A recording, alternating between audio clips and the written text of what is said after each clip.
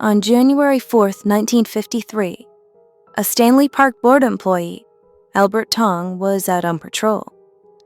During his round, he walked onto a patch of leaves that made an odd crunching sound. Curious about what was under the pile, he began to dig. After a moment, the employee realized what he was stepping on. Under his feet were numerous bones embedded in the earth. The man notified the police immediately, and the next day investigators arrived and began to piece together a truly gruesome crime. Today, I would like to delve into the nearly 70-year-old case, nicknamed the Babes in the Woods. A quick warning before we begin. During this video, I will discuss how the children were murdered, as well as other details you may find a bit hard to hear, including who indeed may have committed the crime. Now, without further ado, let's begin.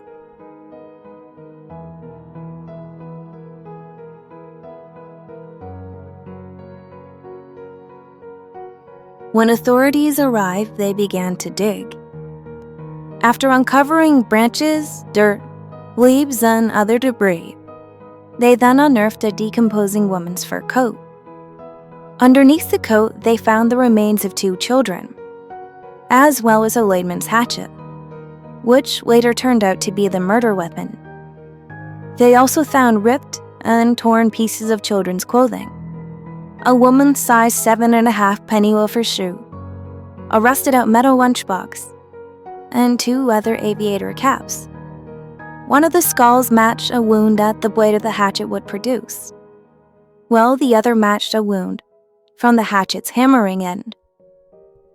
Immediately after the remains were found, it became a major news story, not just in Vancouver, but across North America. Photos of clothing and other objects found were posted in the paper. Missing person cases from around the continent were also checked, and the plaster cast of the skulls were made. Unfortunately, no one came forward to claim or identify the remains.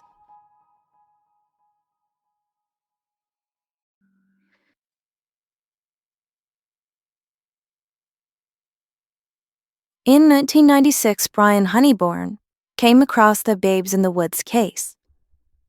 Since then, he continued to look into the files, even after his retirement in 2001. During his time, he has poked holes in some of the earlier findings, one of them being the year of the murder.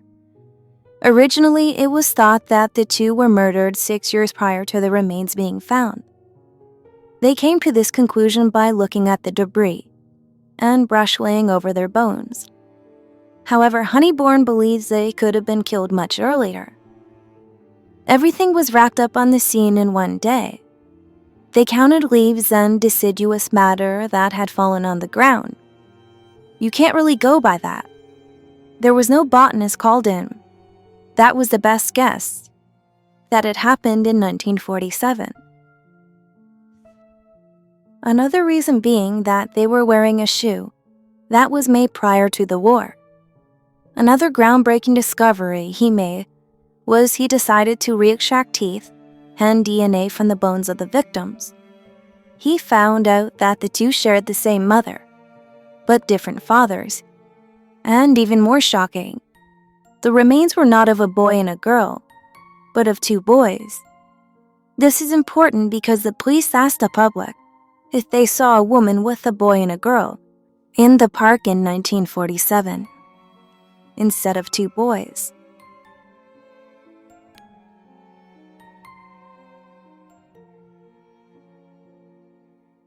The police asked the public if they saw a mother in Stanley Park with a boy and a girl around 1947. There were hundreds of tips. Unfortunately, the leads mostly proved to lead nowhere. However, there were a few leads that Honeyborn pursued over the years. One being a woman who stayed in the New Haven Hotel with 2 young boys but then suddenly disappeared. Another being a woman from Misson who hitchhiked to Stanley Park with her 2 young boys. The boys were wearing aviator helmets. someone reported a prostitute who lived with her father and 2 young boys in a house by the lighthouse at Prospect Point in Stanley Park. Finally, there are 2 accounts that Honeyborn believes are the best leads the case has ever gotten. A woman and a man was seen with 2 kids at Stanley Park with a hatchet. The woman was said to have disappeared into the woods with the kids and the man. She returned later with only the man. She also had blood all over her legs when she returned. Finally, in May 1944, there was a sailor from Eskimo and his fiancée walking along the seawall when a woman crashed out of the bush in front of them, wearing just 1 shoe and no coat, and letting out a guttural sound. According to the report at the time, she took off running. Honeyborn passed this information off to Vancouver police, who checked school records to see if any boys went missing in May of 1944. Unfortunately, these accounts happened so long ago, none of them have led to an arrest.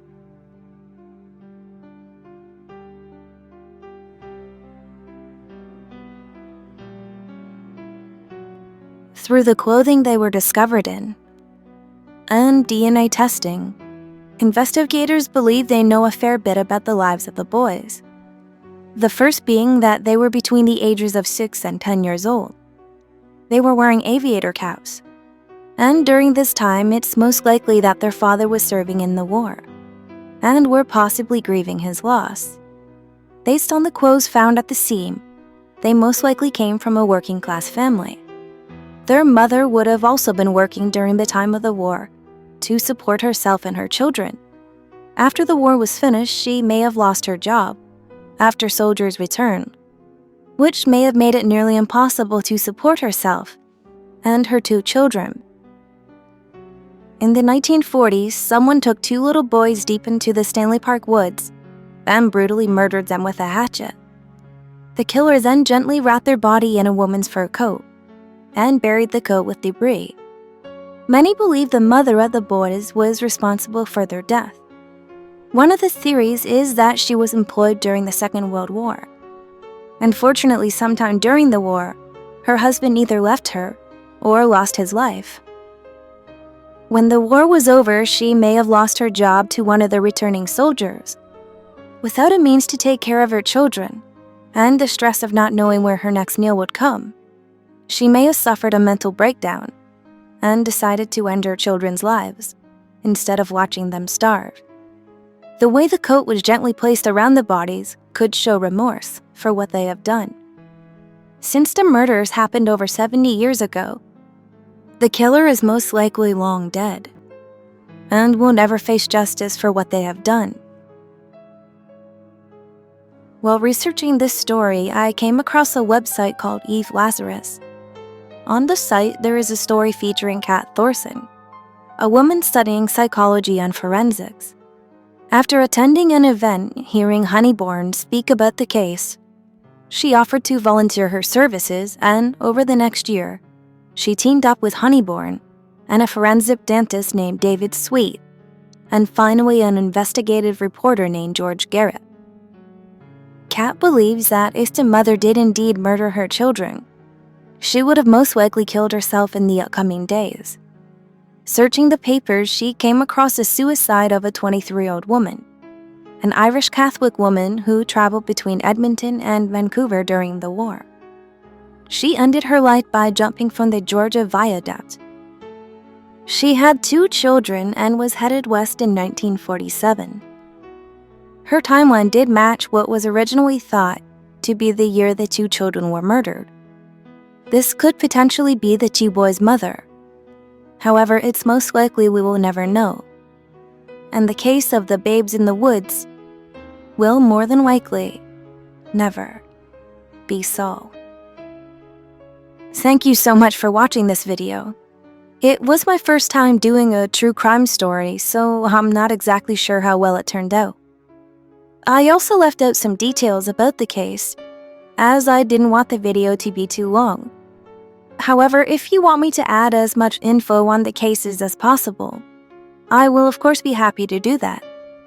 Please let me know what you think, and if you wouldn't mind liking and subscribing to not miss another video, I would really appreciate it.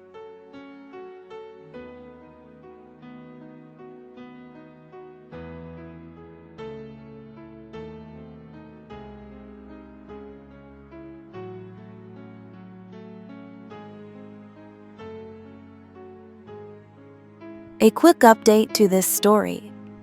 I actually made this video around 2 years ago, and recently the case of the 2 murdered children have finally been solved. The identities of the 2 boys are David and Derek Dalton, aged just 6 and 7 years old.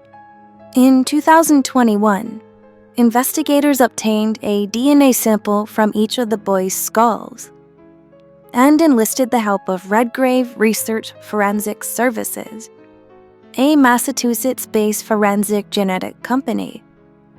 The Redgrave team was able to identify the maternal grandparents of one of the boys and construct a family tree by comparing the victim's DNA to people who had submitted their DNA to private companies for genetic testing, such as 23andMe. Police say they believe the person who killed the brothers was likely a close relative who died approximately 25 years ago. After 7 decades as a cold case, we presume that the person who killed Derek and David had likely passed away, Weidman added. But at this stage in the investigation, it was never about seeing someone charged for these crimes. It was always about giving these boys a name and finally telling their story. I'm proud to be part of the team that has done that. So there you have it, the sad, tragic, and disturbing case of the babes in the woods and the brutal murder that haunted Canada for nearly 70 years.